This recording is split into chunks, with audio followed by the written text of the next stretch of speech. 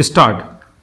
भारतीय reserve bank की मौद्रिक नीति समिति ने जून की अपनी निर्धारित बैठक के बाद जब बुधवार को रेपो रेट में 50 आधार अंकों का इजाफा करने की घोषणा की तो किसी को आश्चर्य नहीं हुआ, क्योंकि लगातार बढ़ती महंगाई और इसे नियंत्रित करने के दबाव के कारण पहले से ही माना जा रहा था कि दरों में बढ़ोतरी हो सकती है।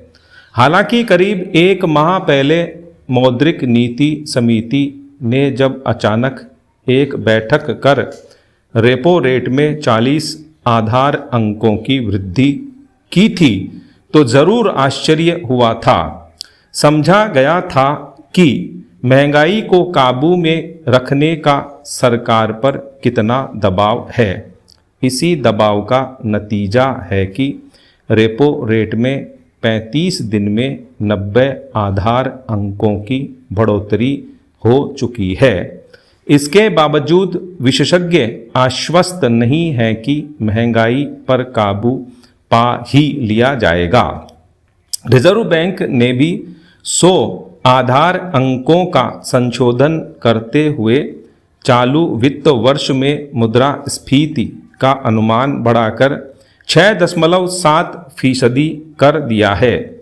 मौद्रिक नीति समिति ने अपने रुख में उदारतापूर्ण शब्द का इस्तेमाल नहीं किया है।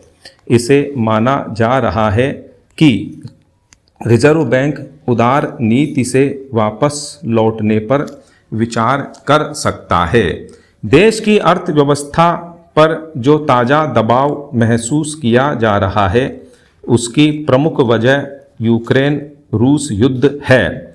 रिजर्व बैंक के गवर्नर शशिकांत दास ने कहा भी कि इस युद्ध के कारण मांग और आपूर्ति का चक्र प्रभावित हुआ है और बॉन्ड यील्ड 4 साल में पहली बार 7.5% पर पहुंच गई है।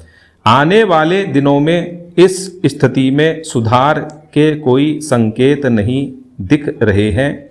माना जा रहा है कि चालू वित्त वर्ष की पहली छमाही में विकास दर भी प्रभावित हो सकती है, क्योंकि इसके आंकड़ों पर बीते वर्ष की परछाई ही दिखेगी।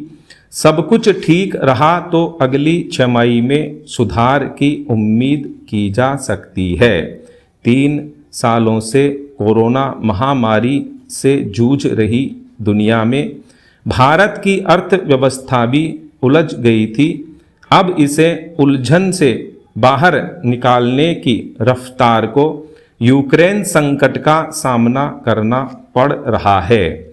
दुनिया के हालात तो प्रतिकूल है ही, यदि महंगाई रोकने के लिए इसी तरह ब्याज दरों को बढ़ाया जाता रहा तो इसका असर जीडीपी पर पड़ना स्वाभाविक है।